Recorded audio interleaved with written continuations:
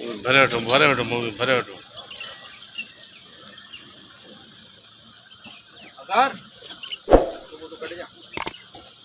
होशियार कजो सिंध पुलिस जिंदाबाद। पुजे हाँ सर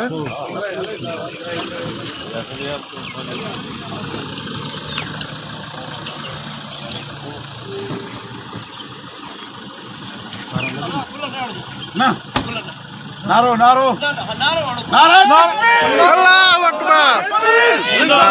सिंध पुलिस जिंदाबाद जिंदाबाद सर वेलकम सर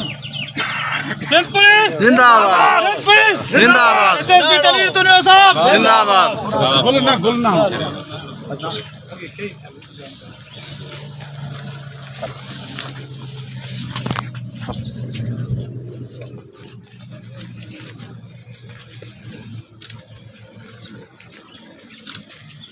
आधा दफ़ा अलॻि आहियो गॾु आहियो न हिते का तकलीफ़ का वेहूं था थोरो तव्हां सभिनी खां मां सोचियो अॼु मिलूं बि सही ॻाल्हायूं बि सही थोरो पंहिंजी हिफ़ाज़त अहिड़े हिसाब सां जो पुलिस ऑपरेशन करे थी न जी ज़ाहिर आहे कुते खे जॾहिं धकु लॻंदो आहे त कुता छिता थींदा आहिनि भई पंहिंजी मज़बूती करणी आहे ऐं मज़बूती में ॿ शयूं यादि रखो हमेशह मां तव्हांखे अॼु इहो ॿुधायां त हीअ जेके ॿाहिरां जेके बि तव्हांजा मोर्चा आहिनि राति जे टाइम ते इहे ज़मीनी मोर्चा आहिनि हिननि में ज़रूरु वेहो जेको आहे ठीकु आहे न 3 खां 4 माण्हू अगरि तव्हां चौधारी वेहंदव 500 माण्हू अचो तव्हां कुझु न थी सघंदो ठीकु आहे न इहे जेके मथियां मोर्चा आहिनि न इहो जॾहिं उहो ठाहे खणंदो न हिकिड़ो मथे माण्हू खे चुटणु सवलो आहे इहे न ऐं हेठे माण्हू खे ॾुखियो हूंदो हेठि न करे हा त तव्हांखे ॿाहिरि जेके आहिनि न 3 माण्हू खॾनि में ज़रूरी हा खॾनि में लाज़मी अथव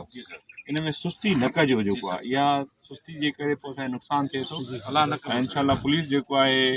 पंहिंजे जवाननि जो बदिलो वठणु शुरू कयो आहे असां सभिनी खे ॿुधाईंदा हलूं त 2 ॼणनि जा मारिजी विया आहिनि इहो असां 2 न इनशाला 100 पूरो करायूं 5 जॻह ते 100 जेको आहे